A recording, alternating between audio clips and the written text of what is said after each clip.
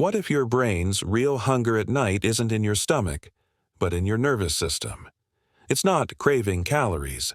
It's craving calm, rhythm, and a sense of safety. You see, when we talk about a nighttime ritual, it's not just about a snack. It's about sending a signal, a message to your brain that says, "You're safe now. It's time to restore." It's like turning down the lights after a concert, letting the brain know the performance is over and the cleanup and healing can begin. But when that signal never comes, the brain doesn't relax. It stays on guard, half awake, scanning for danger instead of rebuilding. In Japan, this idea runs deep. Nighttime food isn't just nutrition, it's communication. Every part of the evening ritual, from the dim lighting to slow breathing, sends messages to the brain's emotional center, the limbic system.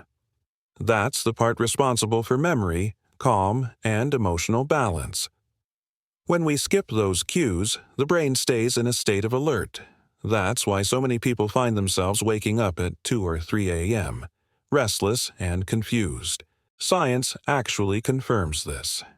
Studies show that consistent bedtime rituals, like gentle movement, calm breathing, and light nourishment, lower stress hormones, steady the heart rate, and activate the parasympathetic nervous system.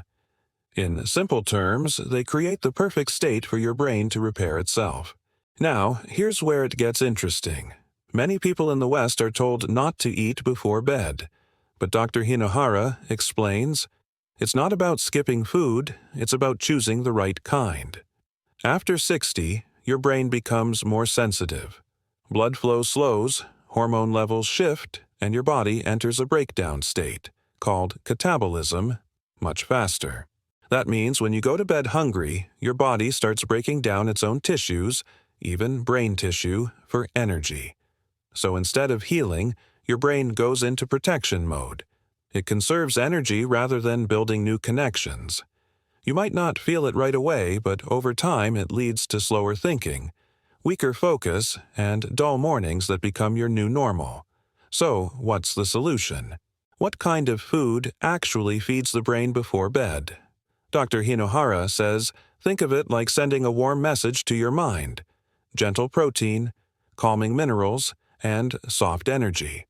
In Japan, that might be a small bowl of warm miso broth with tofu.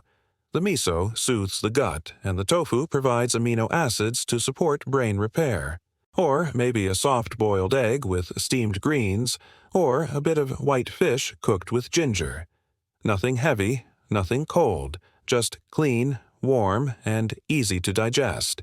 And just as importantly, avoid sugars, processed snacks, and cold foods. They confuse your body's natural rhythm and keep your brain from relaxing. But food is only half the story. The Japanese approach includes something called Shin Shin Ichinyo, the unity of mind and body. It's about creating a full environment of peace.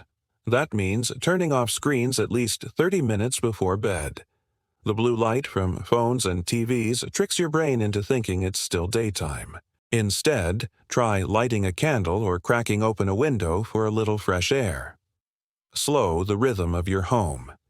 Even reading a real physical book, especially something gentle or inspiring, can guide the mind into stillness. This is the deeper secret to a truly restorative night is rest. It is not just what you eat, but the entire ritual of slowing down, breathing, and signaling to your brain that it's safe to let go. And in the next part, Dr. Hinohara shares the one specific bedtime practice he believes can reverse years of mental fatigue and restore focus. No supplements, no medication, just pure natural balance. If you're finding this eye-opening, make sure to like this video, subscribe to Care and Cure, and stay tuned for Part 3. You won't believe how simple it is to wake up feeling younger again.